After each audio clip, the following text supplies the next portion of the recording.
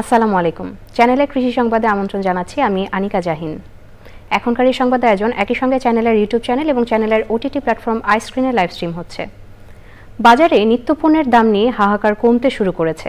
চাল, ব্রয়লার মুরগি, নতুন সবজি বাদ দিলে আর কোনো পণ্যের দাম তেমন বাড়েনি। দেশি ফলের দাম খানিকটা চড়া হলেও সরবরাহ ভালো। একই রকম অবস্থা বিদেশি ফলে। আপেল এবং কালো আঙ্গুরের দাম বাড়তি, কিন্তু রমজান মাসে চাহিদার শীর্ষে থাকা মাল্টা, নাশপাতির দাম বাড়েনি। Rizvi নওয়াজের report.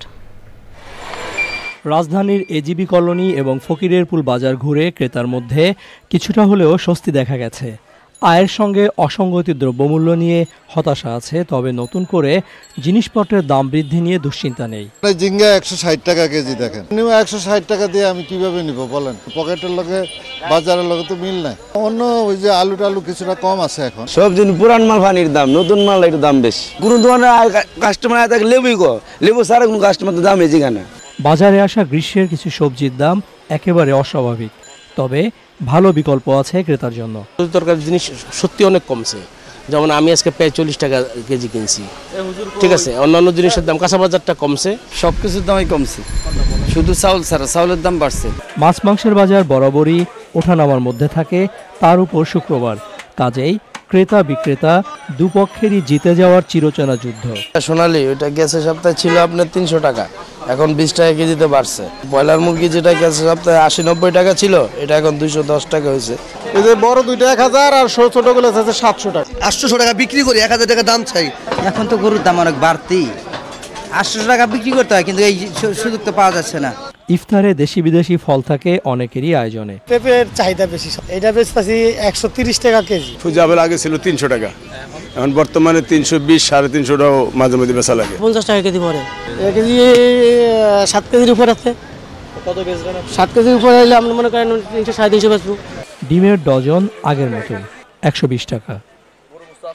Rizvi Nawaz, channel I, Dhaka. প্রতি বছর উচ্চ ফলনশীল সুখসাগর পেঁয়াজের বীজ ভারত থেকে কিনে চাষ করতে গিয়ে লোকসানে পড়েন কৃষক। বীজের চড়া দাম থেকে মুক্তি পেতে এখন মেহেরপুরের চাষিরা সুখসাগর জাতের পেঁয়াজ বীজ উৎপাদন করছেন। কৃষি বিভাগ বলছে, উচ্চ ফলনশীল জাতের এই পেঁয়াজ বীজ হওয়ায় পেঁয়াজের আমদানি নির্ভরতা কমবে। মেহেরপুর প্রতিনিধি গোলাম মোস্তফার রিপোর্ট। গত 20 বছর ধরে অর্থকরী ফসল হিসাবে সুখসাগর নামের উচ্চ ফলনশীল জাতের পেঁয়াজের চাষ করে আসছেন মেহেরপুরের কৃষক।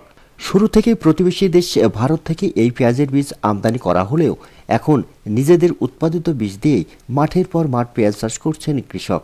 এখন অনেক হয়েছে, কারণ হচ্ছে এগুলো ইন্ডিয়ার থেকে অনেক বীজ আসতো, চাষি মার খেত, এর কারণে এখন আমরা নিজেরা এগুলো চাষ করি। সাধারণত চাষিরা জানান, নিজেরা সুখসাগরের বীজ উৎপাদন করায় পেঁয়াজ চাষে উৎপাদন খরচ অনেক কমে গেছে।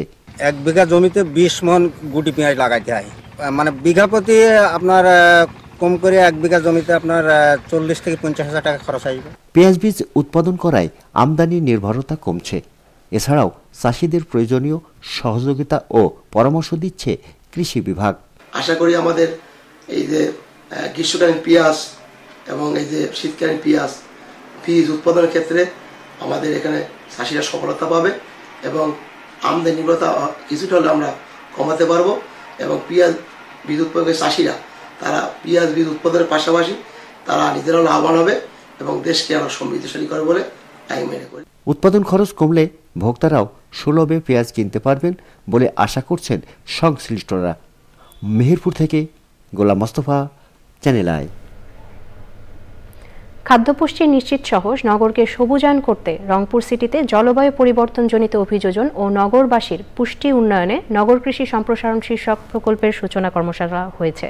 কর্মশালায় প্রধান অতিথি ছিলেন কৃষি সম্প্রসারণ অধিদপ্তরের অতিরিক্ত পরিচালক মফিকুল ইসলাম। ইউএনডিপির অর্থায়নে 2026 সালের জুন মাস পর্যন্ত এই প্রকল্পের মাধ্যমে ছাদসহ নগরীর পতিত 13,200 হেক্টর জমিকে কৃষির আওতায় আনতে প্রাথমিকভাবে 100টি প্রদর্শনী বাগান ও 2টি ভবনে ছাদ বাগান করা হবে। কর্মশালায় কৃষিবিদ, প্রকৌশলী, সামাজিক বন বিভাগ সহ বিভিন্ন সরকারি বেসরকারি দপ্তরের ঊর্ধ্বতন কর্মকর্তারা উপস্থিত ছিলেন। দর্শক, চ্যানেল আই কৃষি সংবাদের আজকের আয়োজন এ পর্যন্তই।